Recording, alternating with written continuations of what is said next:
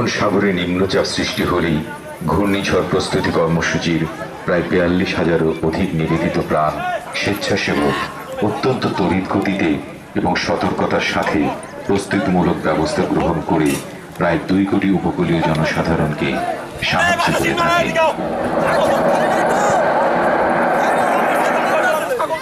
বাংলাদেশ বেতার আবহাওয়ার বিশেষ বিজ্ঞপ্তি। মধ্য বঙ্গোপসাগরে সৃষ্ট নিম্নচাপটি আজ সকাল ৭ ঘটিকার সময় পশ্চিমে কক্সবাজার সমুদ্র বন্দর থেকে ১০১৫ কিলোমিটার দক্ষিণ পশ্চিমে এবং মোংলা সমুদ্র বন্দর থেকে ৯১৫ কিলোমিটার দক্ষিণ পশ্চিমে অবস্থান করছিল। নিম্নচাপ কেন্দ্রের ৪৮ কিলোমিটারের মধ্যে বাতাসের সর্বোচ্চ একটানা গতিবেগ ঘন্টায় ৫০ কিলোমিটার, যা দমকা বা ঝোড়ো হাওয়া ৬০ কিলোমিটার পর্যন্ত বৃদ্ধি পাচ্ছে। সাগর উত্তাল রয়েছে। চট্টগ্রাম, কক্সবাজার ও মোংলা সমুদ্র বন্দরকে ১ নং দূরবর্তী সতর্ক সংকেত দেখিয়ে যেতে বলা হয়েছে। আমি আবার বলছি, চট্টগ্রাম, কক্সবাজার ও মোংলা সমুদ্র বন্দরকে ১ নং দূরবর্তী সতর্ক সংকেত দেখিয়ে যেতে বলা হয়েছে। মধ্য বঙ্গোপসাগরের সব মাছ ধরার ট্রলার ও নৌযান সমূহকে সাবধানে চলাচল করতে বলা হয়েছে। আবহাওয়ার বিশেষ বিজ্ঞপ্তিটি শেষ হলো। আসসালামু আলাইকুম বশির ভাই। ওয়ালাইকুম আসসালাম রুহুল মিয়া। আমি সিপিপি স্বেচ্ছাসেবকদের প্রশিক্ষণে পতাকা উত্তোলনের অর্থ জেনেছি এবং গ্রামের প্রত্যেক বাড়ি গিয়ে পতাকা উত্তোলনের অর্থ বুঝাইছি। আমি তো বাড়ি ছিলাম না। আরে ঠিক আছে, তয় তোমারে পতাকা উত্তোলনের অর্থ বুঝাইয়া বলি। একটা পতাকা ওঠানোর মানি সমুদ্রে নিম্নচাপ সৃষ্টি হয়েছে, লোকজনকে সতর্ক থাকতে হবে এবং নিয়মিত রেডিও টিভিতে আবহাওয়ার বিশেষ সংবাদ শুনতে হবে। 2টা পতাকা ওঠানোর মানি বিপদ সংকেত, লোকজনকে হুঁশিয়ার থাকতে হবে, ঘরের মালামাল হেফাজত করতে হবে এবং প্রস্তুতিমূলক ব্যবস্থা গ্রহণ করতে হবে। 3টা পতাকা ওঠানোর মানে মহা বিপদ সংকেত, লোকজনকে সর্বোচ্চ প্রস্তুতিমূলক ব্যবস্থা গ্রহণ ও নিরাপদ স্থানে আশ্রয় গ্রহণ করতে হবে। বশির ভাই, এতদিন আমি পতাকা উঠানোর অর্থ বুঝি নাই, আজ পতাকা উঠানোর অর্থ বুঝলাম। এখন আমি গ্রামের ব্যাপক লোকজনকে পতাকা উত্তোলনের অর্থ বুঝাইয়া দেব।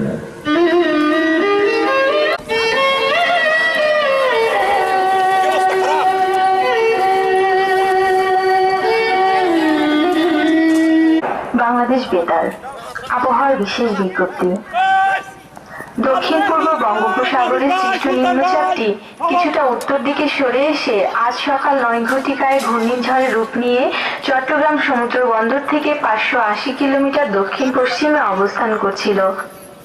ঘূর্ণিঝড় কেন্দ্রের ৪০ কিলোমিটারের মধ্যে সর্বোচ্চ গতিবেগ ঘন্টায়। সমুদ্র বন্দর চট্টগ্রাম ও কক্সবাজারকে ৪ নং স্থানীয় হুঁশিয়ারি সংকেত দেখাতে বলা হয়েছে। আমি আবার বলছি, সমুদ্র বন্দর চট্টগ্রাম ও কক্সবাজারকে ৪ নং স্থানীয় হুঁশিয়ারি সংকেত দেখাতে বলা হয়েছে। সমুদ্র বন্দর মোংলাকে ৪ নং স্থানীয় হুঁশিয়ারি সংকেত দেখাতে বলা। এর কাছে সব মাছ ধরার নৌকা ও ট্রলার সমূহকে নিরাপদ স্থানে আশ্রয় গ্রহণ করতে বলা হয়েছে। আবহাওয়ার বিশেষ বিজ্ঞপ্তিটি শুনবেন।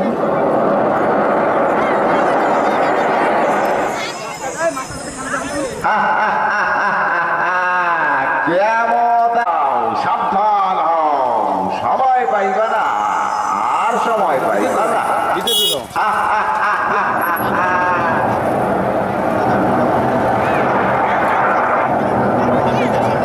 আসসালামু আলাইকুম চেয়ারম্যান সাহেব। ওয়ালাইকুম। আমার বাড়িতে সমুদ্রে নিম্নচাপ সৃষ্টি হয়েছে, কক্সবাজার সমুদ্র বন্দরকে ৪ নং স্থানীয় হুঁশিয়ারি সংকেত দিছে। বুঝলাম, তো কি করতে হবে তাড়াতাড়ি বলো। আমাকে আবার উপজেলায় যেতে হবে। উপজেলা নির্বাহী কর্মকর্তা জরুরি সংবাদ পাঠাইছে, ইউনিয়ন দুর্যোগ ব্যবস্থাপনা কমিটির জরুরি সমন্বয় সভা করা দরকার। তাই তোমরা এখন সকলে স্বেচ্ছাসেবকদের নিয়ে এলাকায় মাইকিং করার ব্যবস্থা করো। আমি সকল মেম্বারকেও মাইকিং করার জন্য বলে দিচ্ছি।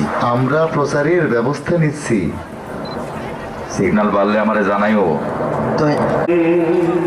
একটু লড়াই না কেন?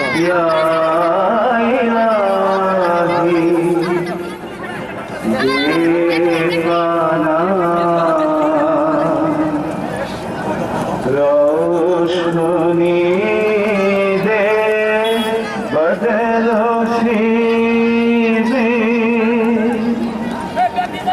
दिल से आज मोर जाए देनी भे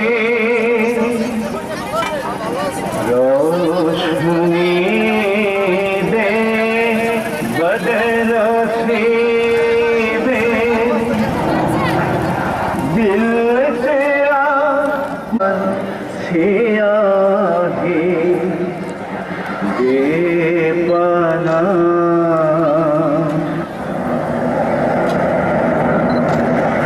কিলোমিটার দক্ষিণ পূর্বে অবস্থান করছিল। প্রলয়ঙ্কারী এই হারিকেনটির 70 কিলোমিটারের মধ্যে সর্বোচ্চ বাতাসের গতিবেগ ঘন্টায় 130 কিলোমিটার এবং দমকা হাওয়া আকারে 150 কিলোমিটার পর্যন্ত বৃদ্ধি পাচ্ছে। আজ মধ্যরাত নাগাদ এই হারিকেনটি কক্সবাজার জেলার সম্ভাবনা রয়েছে।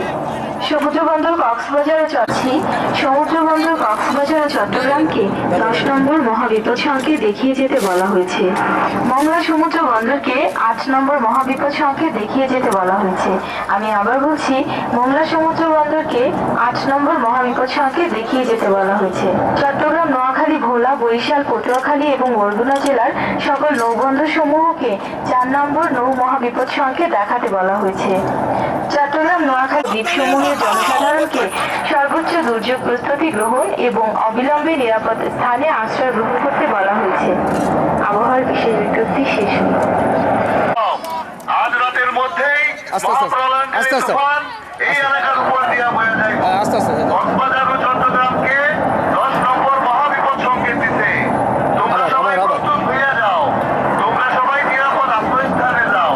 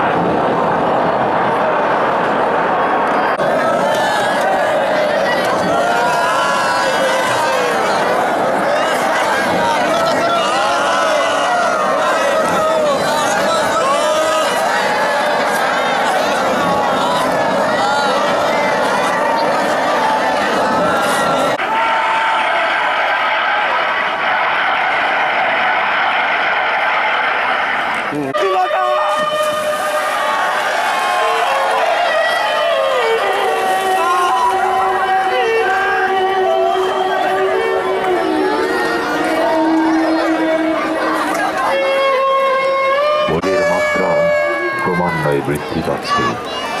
বারবার ঘূর্ণিঝড় ও জলোচ্ছ্বাসের আঘাত, সুনামি আশঙ্কা বাংলাদেশের উপকূলীয় জনপদকে চরম উৎকণ্ঠার মধ্যে রেখেছে।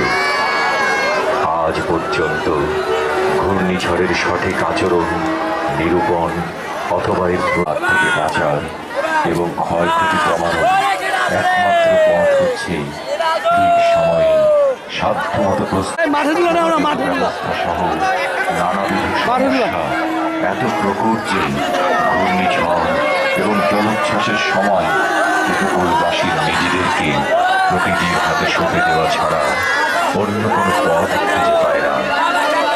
প্রকৃতির এই রুদ্ররত্ন তাণ্ডব আমাদের শত্রু এবং এই শত্রুর চিনতে হবে এবং এর সঠিক তড়িৎ গতিতে সবাইকে ব্যক্তিগতভাবে এবং সমষ্টিগতভাবে সুষ্ঠু পরিকল্পনা মাফিক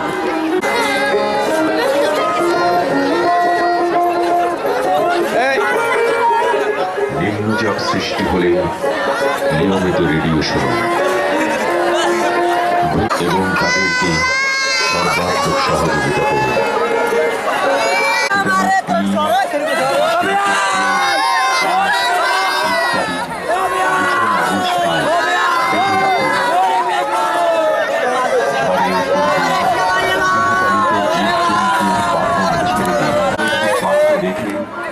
মাটির নিচে পুঁতে নতুন চরাঞ্চলে নিজের জীবন বাঁচানোর জন্য নিজেকেই সবচেয়ে আগে এগিয়ে আসতে হবে। ঘূর্ণিঝড় প্রস্তুতমূলক স্বয়ংসম্পূর্ণ নিরাপত্তা